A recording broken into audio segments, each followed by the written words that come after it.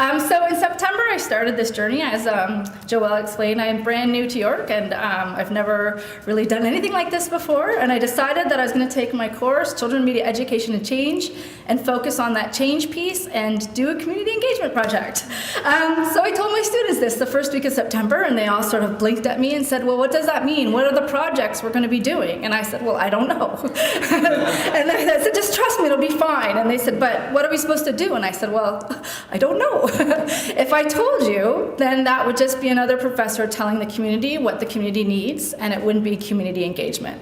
So the whole premise of the course that we taught was this idea of community engagement, that you have to go to the community partner to figure out what the community partner needs and respect and honor the knowledge that the community partners have. So that's what we did. And we were really fortunate with the wonderful assistance of the Community Engagement Center, which if you haven't been there, you should go. It's at York Gate Mall.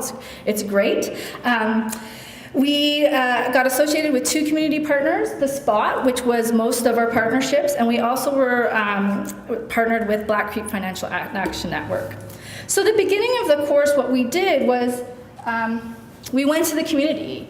The community partner clearly said to me, you cannot do this project if you don't come here, right? I don't want to have a bunch of students sitting at York doing a project for us without showing up. So that's what we did. We took a field trip to class. We showed up to the Community Engagement Center at York Gate Mall, where they graciously hosted us. And this is Sue Levesque, the former executive director of the Community Engagement Center. And we went there and we did lots of things. We learned all sorts of wonderful things. We also met Byron and Crystal at The Spot. Now, this isn't the best picture, but Byron and Crystal really sort of talked to us, and we learned a lot of things. We learned about being conscious of our privilege. We learned about respecting the knowledge of the community. It challenged our stereotypes that we had of the community, and we acquired a new appreciation of the complexity, the vibrancy, the diversity of the Jane-Finch community. And I do have to say that for 25 students in the 4th year class, about half of them had never actually been to Jane and Finch, to that community. They'd never been to that spot. So it was a really new learning experience. And of course, we started by learning also the cha-cha slide, which Byron made us do, the entire class do, and it was wonderful and amazing. We were all sort of out dancing and learning the cha-cha slide, and I really felt this was an appropriate metaphor for experience of community engagement. As Danielle said, we were becoming comfortable with our discomfort, sort of in a new environment, learning a dance, not knowing where things were going to lead, but having fun of the process and enjoying the process. So we sort of went through the course. There was a number of projects. There were 7 projects in total.